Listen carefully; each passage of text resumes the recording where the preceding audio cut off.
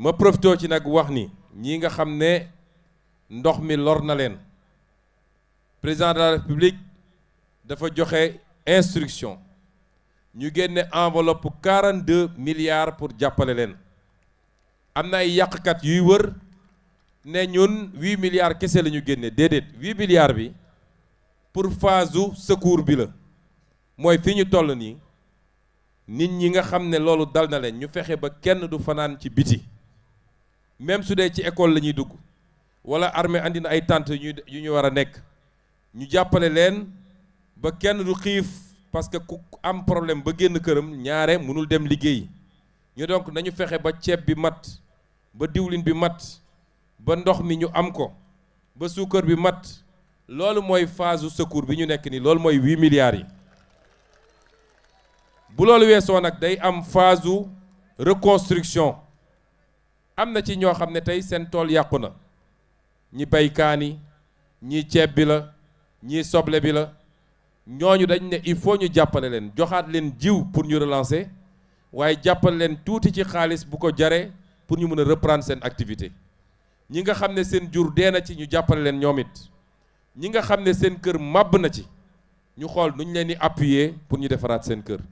loolu mooy la deuxième phase di phase reconstruction président de la république bi mbir mi amee dafa wane ni yitteem la c'est la première fois en tout cas amoon na 1962 avec Mamadou Dia mais c'est la première fois ngeen dégg ni lu mel ni am na président bàyyi léppam ñu teg ci quelques fan mu bàyyi léppam ñëw xoolal boppam moom ci boppam loolu wane na ni c'est un président qui est proche de son peuple qui est proche des populations et qui se préoccupe de ce qui vous arrive yooyu du lu ñuy politiquer li may wax ni waxuma ko en tant que Ousmane Sonko candidat parce que su ma ko defee defuma ko en tant que Ousmane Sonko président de parti dama ko def en tant que premier ministre avec les moyens de l'État qui sont les moyens de tous les Sénégalais opposition comme parti au pouvoir il faut ñu xam fan la politique yem ak fan la li ñëpp bokk yem. Troisième point bi ma bëgg a aborder ak yéen mooy les infrastructures ñëpp xam nañ ni le Fouta est délaissé comme la majeure partie du territoire national en matière d'infrastructure. Dans la vision 2050 tey am na lu ñu fi fekk lu mel ni la route du Dandamayo nga xam ne ñu ngi koy wax boobu ba léegi am na lu ñu fi fekk lu mel ni le désenclavement du Ferlo léegi laa jógee boor boobu ñëpp xam nañ ni le Ferlo n'est pas désenclavé am na lu ñu fi fekk muy aérodrome bi nga xam ne ñu ngi ko doon tabax fële ci Ourossogui te ba léegi yeggagul ba avion yi mun a ñëw comme ni ñu bëggee mu ñëw am na lu ñu fi fekk muy ba léegi am na ay benn yoo xam ne ils ont un problème d'accès à l'eau potable ndox mu ñu naañ am na lu ñu fi fekk ba léegi am na ay dëkk yoo xam ne amaguñu électrification mooy amuñu courant ñi ngi waxu université bi université Matam bi waaye ñi ngi wax aussi lu jëm ci hôpitalu Ourossogui bi yooyu yëpp am na ñuy wër ne leen waxoon nañ leen Pastef bu ñëwee dañuy bloquer programme yëpp dootu leen ko gis nga à travers tout le Sénégal biñ ñëwee dañu ne nañu tey saytu mbir yi ba pare parce que suñu gars yi dañ leen xam de xam nañ seen jikko xam nañ li ñu nekkee woon ma jox leen ci misaal bu gàtt rek ñaari misaal hôpital Ourossogui dañ ko dugal ci marché yi nga xam ne secret défense la depuis quand construire un hôpital relève du secret défense saa ñu bëggee def njuuj njaaj ci xaalisu réew mi dañ naan secret défense mooy jarul ngay def appel d'offre doo topp code des marchés publics wala soo ko toppee dafa am dérogation boo xam ne mun nga passer marché bi de gré à gré par entente directe moo tax ñu jël hôpital Ourossogui dugal ko ci secret défense mais li gën a doy waar mooy xam ngeen ni hôpital Ourossogui ñu ngi ko dugal ci budget ministère de la justice depuis quand le ministère de la justice construit des hôpitaux bëgg njuuj njaaj moo tax ñu def loolu kon jaadu na buñ ñëwee ñu xoolaat loolu. Université de Matam bi ma ñëwee dama ne nañ ko xayma rapidement ñu xool mais li ñu ne moom la ñuy tabaxee Université de Matam mun na tabax ñaari université wala ñett si suba maa ngi koy wax kilifa yi ma doon recevoir boo jëlee rek logement professeurs yi nga xam ne kër bu ñuy tabax ci moins de 150 mètres carrés R+1 benn kër bu ne ñu ngi ko facturé 1,6 milliard. Est-ce que ñun waroon nañu ñëw gëmm ci loolu ne aywa nañu dem loolu moo tax ñu ne woon gars yi teggi leen seen tànk ñu saytu affaire yi bu baax ba ñu commencé di saytu entrepreneur bi moom ci boppam ñëw na nañu d'accord naa ni affaire yi xaw nañ koo xaabaabal léegi nag ce que je propose mun naa tabax dig bi nga xam ne mooy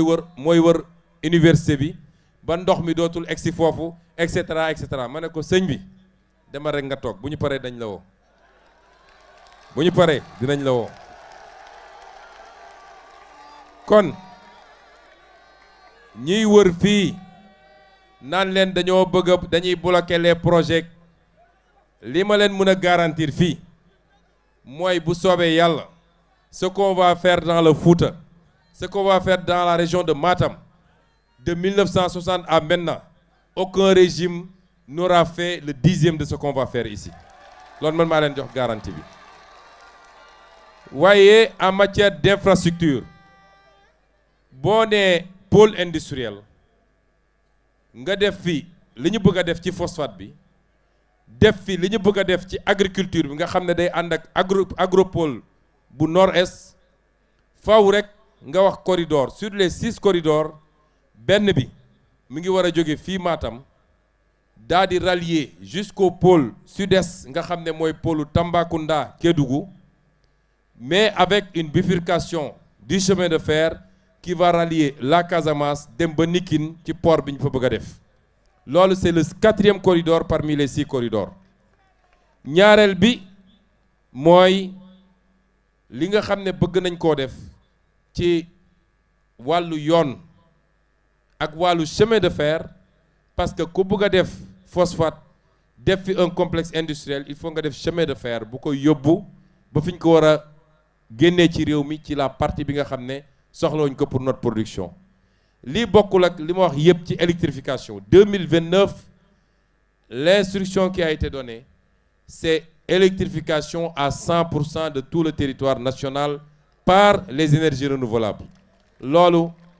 dinañ ci teg suñu bët ñun ñëpp kon mbokki Fuuta mbokki Matam gis-gis bi leer na programme bi leer na li ñu bëgg a def fii fàtte woon naa sama mbokku sàmm yi ndax ku wax fii wax sàmm xam ngeen ni filière peau cuir et lait bokk na ci filière yoo xam ne moom la ñu njëkk a pare sax document am pratiquement document am pare na ndax ñu ngi importer pour plus de 600 000 tonnes su ma juumul de lait chaque année au Sénégal mooy lait en poudre bii ñuy utiliser nga xam ne lu ci ëpp sax c'est du lait artificiel c'est du lait synthétique ci jamono jooju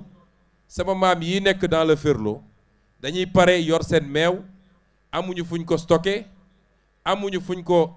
conserver meew bi dañ koy mujj tuur mu yàqu fii ci àll bi moo tax la filière viande lait et peau ku wax peau wax artisanat mooy l'une des filières les plus essentielles et les plus importantes boo xam ne dañ ko développer dans le premier exercice c'est-à-dire ci 2024-2029 bi lii lépp nag suñ ko tëralee ba pare la ñuy xaar ci yéen mooy ngeen accompagner ñu le développement ne se décrète pas un président de la République nu gis-gisam leer un chef de gouvernement nu engagement am dëgër su amul l'accompagnement du peuple mënul dem fenn jox leen ñu li ñu leen laaj et démocratie moo demee noonu il y a le temps de l'évaluation dañ leen ne 2050 waaye dans 4 ans et demi di ngeen ñu évaluer dans 4 ans et demi ñu dem élection bu dee nekkuñu ci yoon bi ñu leen wax nii vous pourrez nous sanctionner mais njëkk ngeen ñu wóolu jox ñu majorité dès le premier tour à 54%. ñu war a doxal lan moo ci tegu ngeen jox ñu assemblée nationale pour ñu mun a voter le budget qu'on veut mun a voter les lois qu'on veut mun a doxal suñu programme ba ngeen gisal seen bopp. Est-ce que le Fouta va être en reste par rapport à cette révolution qui se passe au Sénégal?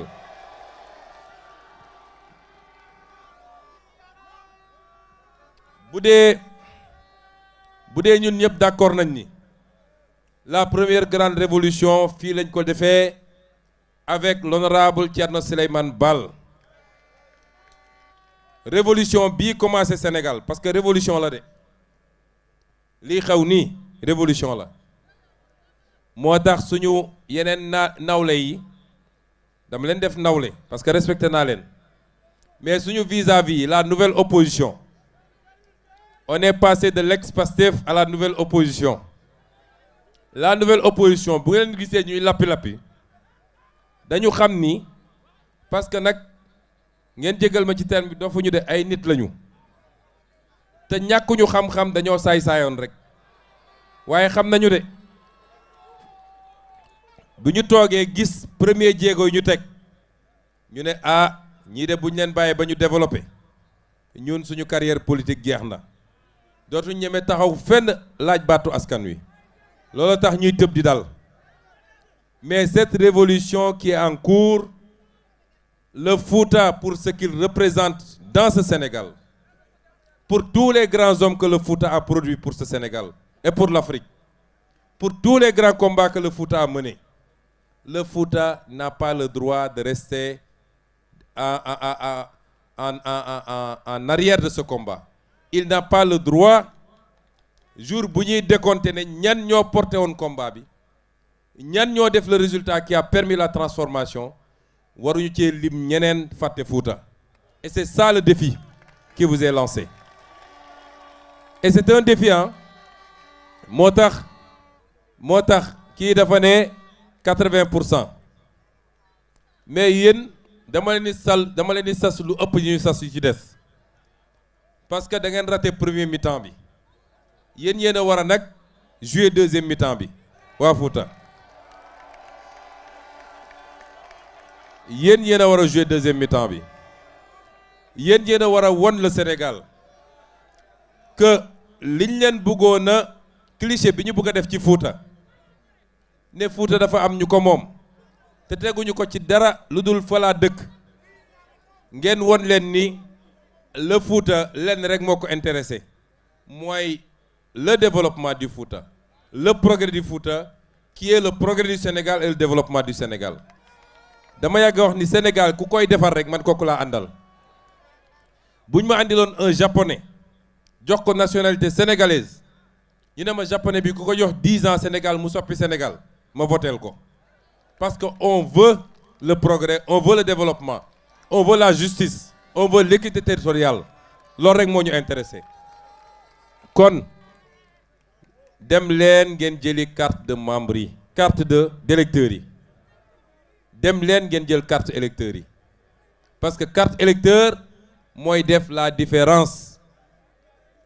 su dee am na benn yu ko jëlul dem leen jël ko ñaareel bi bu leen jàpp ni élection législative c'est moins important que l'élection présidentielle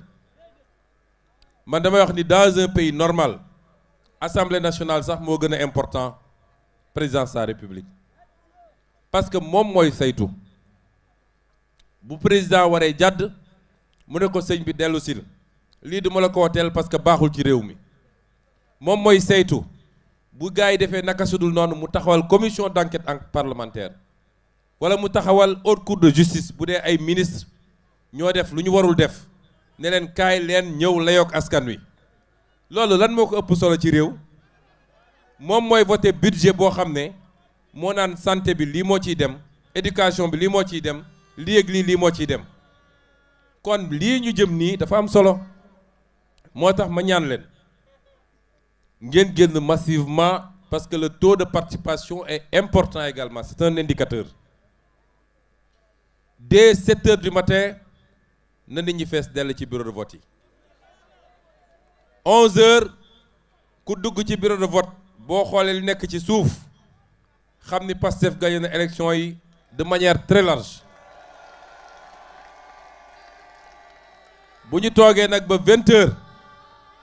bu ñu toogee ba 20 heures wax naa ni dama lancer un défi à tous les départements du Sénégal bu ñu toogee ba 20 heures dinañu woo département par département ba xam nag ban département moo gën a performer moo gën a def résultat moo ëppale score. Est-ce que le département de Matam, le département de Kanel, le département de Ranérou, est-ce que vous accepterez d'être en marge de ce mouvement? démb nag dama wax dara wax ko département yi ma jaar yëpp am na challenge boo xam ne les 10 premiers départements auront un prix spécial boo xam ne duma ko wax fii les 10 premiers départements génne naa ci départements yi nga xam ne depuis des années ils sont déjà acquis donc Dakar bokk ci Ziguinchor bokk ci Bignona bokk ci Oussouye bokk ci Mbacké bokk ci Saint-Louis bokk ci et cetera les autres départements à peu près am na yoo xam ne ba léegi ils ont été acquis ci élection présidentielle bi mais ñu ngi doog a yegsi ñooñu la ñuy mettre en compétition et j'espère que Matam Ranérou ak Kanel vont prendre le pari très au sérieux parce que du cadeau bu ndaw de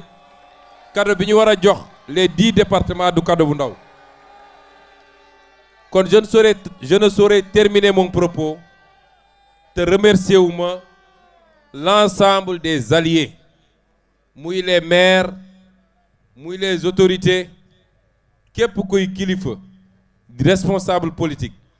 dem ba jàpp ni gis nga ni lii moo war a yóbbu Sénégal fi ñu bëgg mu yegg nga bàyyi say te ñëw jàpp si ñu ngi lay gërëm di la remercier fii dans le département fii dans la région y en a beaucoup mënuma jaar seen tour ñoom ñëpp ñu ngi leen di gërëm di leen sant di wax nag ni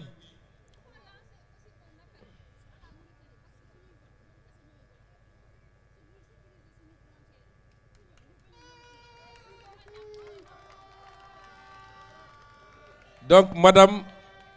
madame nee na il faut ñu lancer un appel pour que ñi war a jóge ci yeneen réew frontaliers yi di traverser di ñëw voter pour gonfler le vote pour que loolu bu mu amati ñu ngi lay gërëm bu baax a baax madame parce que ñun xam nañ ni bu doon rek entre ñun sénégalais bu yàgg la région de Matam rejoindre na le peloton depuis longtemps parce que yàgg nañ fi ñëw tournée yàgg nañ fi ñëw campagne te gëw ma ni leader politique yàgg naa feesal li ñu feesal fii tey mais nag am na lu changé ren am na lu changé ña ko doon def la leen doon yombalal mbir mi mooy ñoom ñoo yoroon pouvoir bi yoratuñ ko moo tax may wax nag ni ku dul sénégalais lii sa jàmm mooy élection bi élection Sénégal la waa Sénégal du ñu dem voter dëkku keneen bu keneen jóge dëkkam ñëw voter fi ku ñëw nag lu la ci fekk yaa ko teg sa bopp lu la ci fekk yaa ko teg sa bopp ba ñuy nekk opposition bi ñu nekk opposition amoon nañu ay solution dama daan wax gars yi koñ bu nekk ñi dëkk ci koñ bi xamante nañu kon ku jóge feneen koo xam ne bokkoo ci koñ bi ñëw bëgg a voter ci koñ bi les jeunes du quartier n'ont qu'à régler le problème gis nga bi ñu ko defee Ziguinchor mu am acteur politique bu demoon Guinée-Bissau daal di yeb ay car ñëw booy toog ba guddi samedi ci guddi ñu dem fekk leen fi ñu leen logé woon ne leen ku ci bëgg jàmm suba bul génn dem voter ji ndax soo génnee lu la ci fekk yaa ko teg sa bopp ñooñu noonu la ñu toogee bés boobu ba ngoon ñu jëlaat seen carte dem ñibbi loolu bu leen ko bàyyi ba léegi de waaye dañ ciy teg lu leer ministre de l'intérieur va prendre toutes les dispositions. Ñun Pastef duñu mus a dem jëli des gens à l'étranger pour ñëw voter ñu kon duñu accepter keneen def ko donc on prendra toutes les dispositions waaye na ngeen ñu ci yombal lu bari nag parce que xam nga dans les zones frontalières c'est les mêmes familles nit mun na ñëw 2 jours avant 3 jours avant dal ci kër cousin am wala dal ci kër oncle am loo ci mën suñ ko signalé wul ni kii waru fee voter parce qu'il n'est pas sénégalais dina jafe kon nañu jël mais nag jël ay gaali gaal di traverser bésu élection bi loolu moom on prendra toutes les dispositions ba kenn du ko def et l'élection se jouera entre les Sénégalais parce que c'est une élection du Sénégal c'est pas une élection de notre pays kon ñu ngi leen di gërëm di leen sant doyaluñu ci yéen waaye nag mbir mi du jeex bu soobee yàlla dinañ joxante waat rendez-vous ci fan yu néew en tant que premier ministre ci tournée yi may démarrer